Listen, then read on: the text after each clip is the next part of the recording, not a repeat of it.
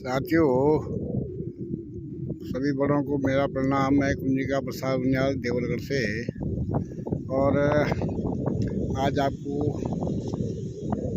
पुराने ज़माने की राजबाट जो देवलगढ़ आने के लिए थी, जो जाने के लिए थी, उनसे अवगत कराने का प्रयास करूँगा। और लोगों में एक जिज्ञासा होती है कि अजय पाल अगर चांदपुर गढ़ी से यहाँ आए तो किस रास्ते आए होंगे। तो जहाँ तक मुझे जानकारी है, और मेरे गुरुजी थे स्वर्गीय श्री, मेरे पूज्य गुरुजी थे स्वर्गीय श्री शिव प्रसाद नैथानी जी, उनसे मेरी बहुत चर्चा होती थी।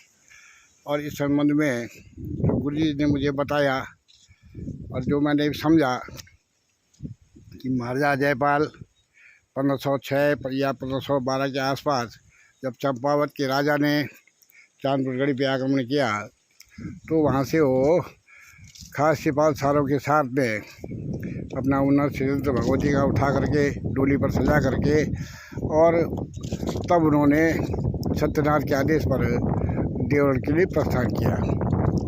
अब राजबाट की हम बात कर रहे हैं। राजबाट का मतलब होता है राजा का बाठा, रास्ता, गढ़ मायक का बाट बोलर। तो वहाँ से चांदपुर गढ़ी से पैदल रास्ता था, तो सीधे कर्णप्रयाग आना था।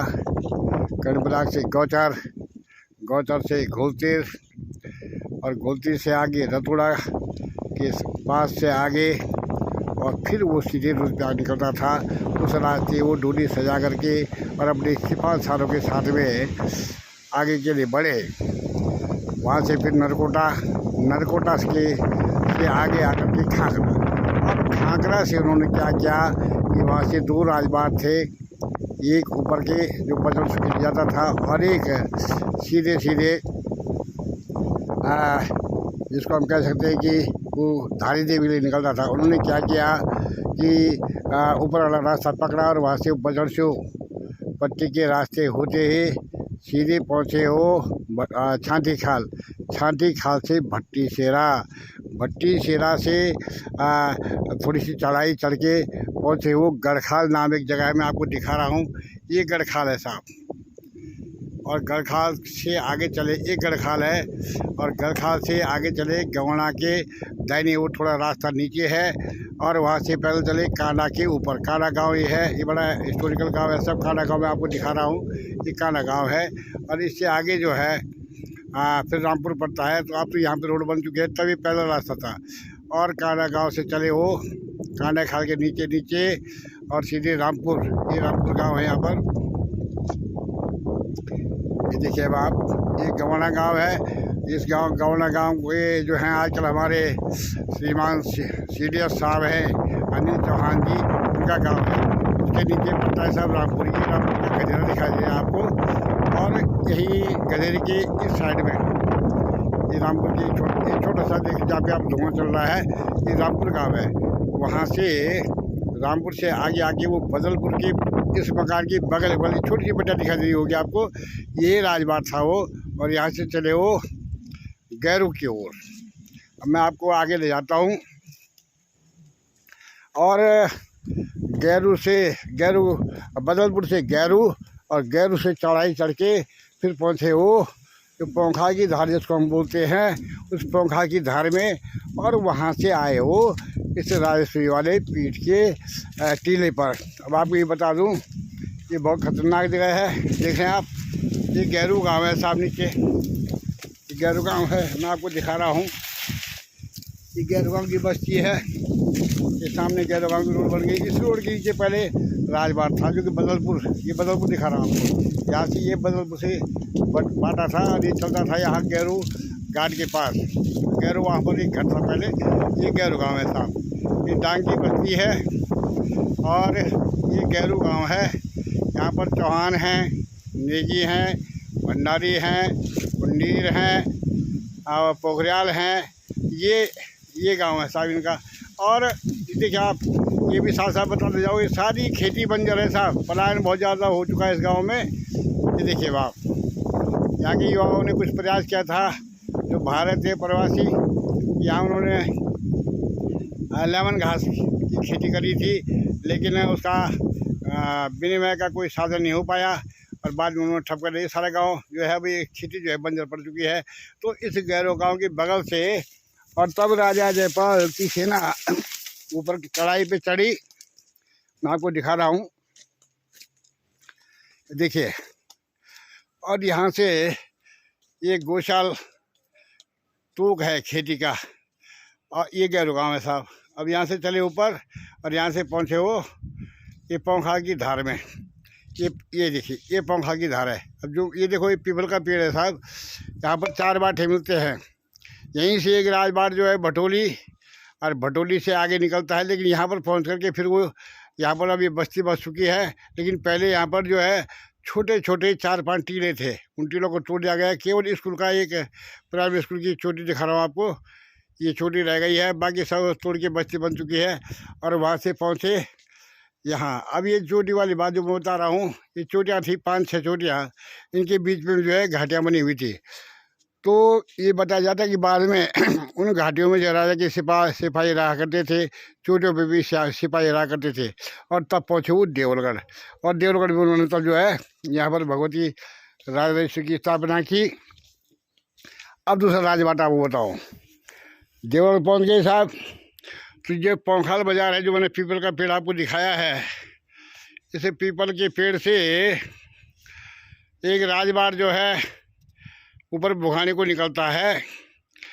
और सबसे पहले अजयपाल की सेना ने कुछ दिन देवगढ़ में ठहर करके आसपास के घरों पर कब्जा करना शुरू किया। सबसे पहले देवगढ़ आने के बाद उन्होंने कब्जा किया, ये बताया जाता है कि उन्होंने आंध्रगढ़ पे किया। ये मैं आपको दिखा रहा हूँ चोटी जूम करके, ये आंध्रगढ़ की चोटी है।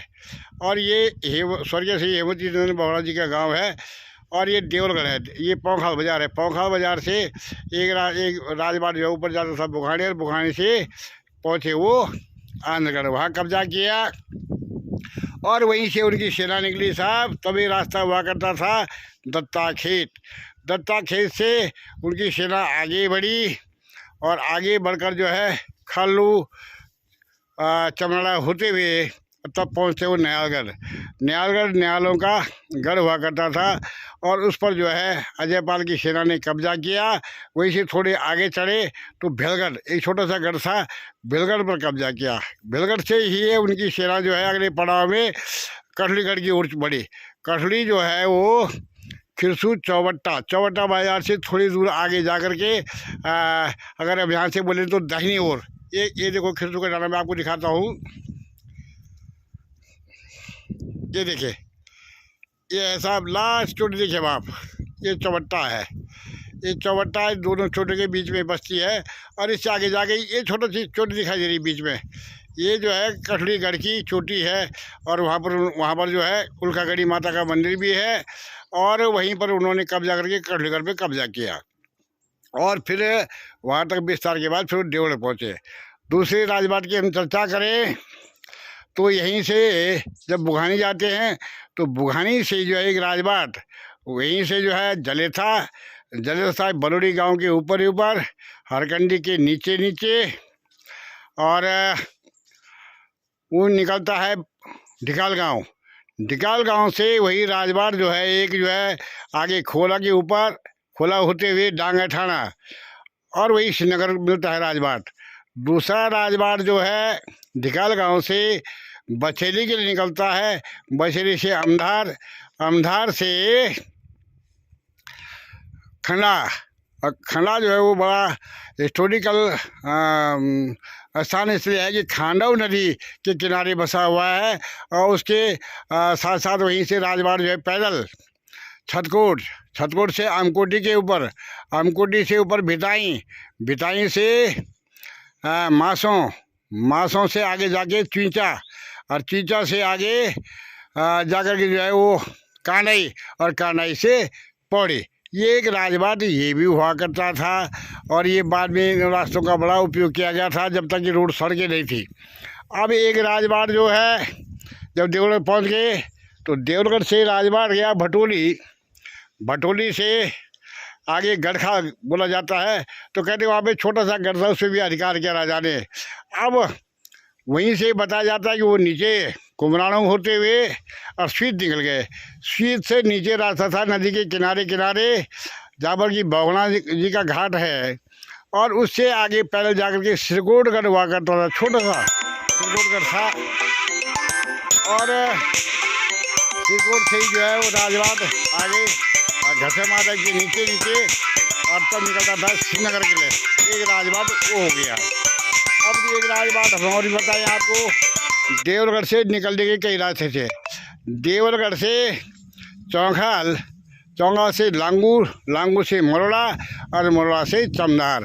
अब राजबाट जो है वो तो आए खाकरा होते हुए भट्टी सेरा पहुँच गया। लेकिन दूसरा राजबाट जो था वहाँ से नदी के किनारे किनारे धारी देवी कलेश्वर होते हुए डुगरी पंथ से दिखलियों के नीचे नीचे, और वो निकलता था आपके फरासू के परशुराम मंदिर के आसपास। अब फरासू की जिक्र आए तो ये भी अवगत करा दूँ, फरासू पहले जो था, फरासू गांव जो था वो फरसान ठाकुरों का गांव बताया जाता है, प्राचीन समय उनका था, और उन्होंने फरासी ब्राह्मणों को वो दान कर दिया था। तो फरासू से आगे जाके सुकुरता आता है। वो राजबाट जो है सुकुरता में निकलता है। तो सुकुरता इसलिए कहा जाता है उस स्थान का नाम, कहते हैं कि सुकरात ऋषि ने वहाँ पे कोई गुफा थी, उस गुफा में तपस्या की थी, और सुकुरता से फिर वही राजबाट आगे जाके कोटेश्वर गांव के नीचे नीचे, स्वीत गांव के नीचे नीचे, और वो फिर वो रास्ता भी सिरकोटगढ़ में मिलता था। एक राजबाट सा भी था। अब हम एक राजबाट आप और बता दें जो बहुत महत्वपूर्ण था। श्रीनगर से राजबाट जो था वो सीधा खोले के लिए नहीं था।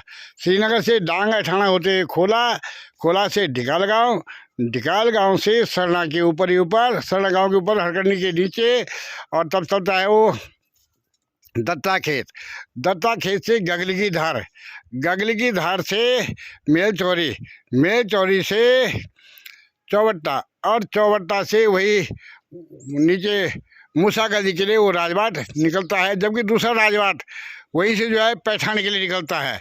ये पुराने राजबाट हुआ करते थे। अब एक खास राजबाट और बता दूँ आपको कि देवलगढ़ पर सबकी निगाह पहले से थी। जब राजा जयपाल भी आ गए तो आसपास के जो हमारे निकटवर्ती राज्य थे उस समय, तो जब यहाँ गोरखाओं का आक्रमण हुआ तो गोरखाओं ने जब आक्रमण किया तो श्रीनगर को भी लूटा, देवलगढ़ को भी लूटा।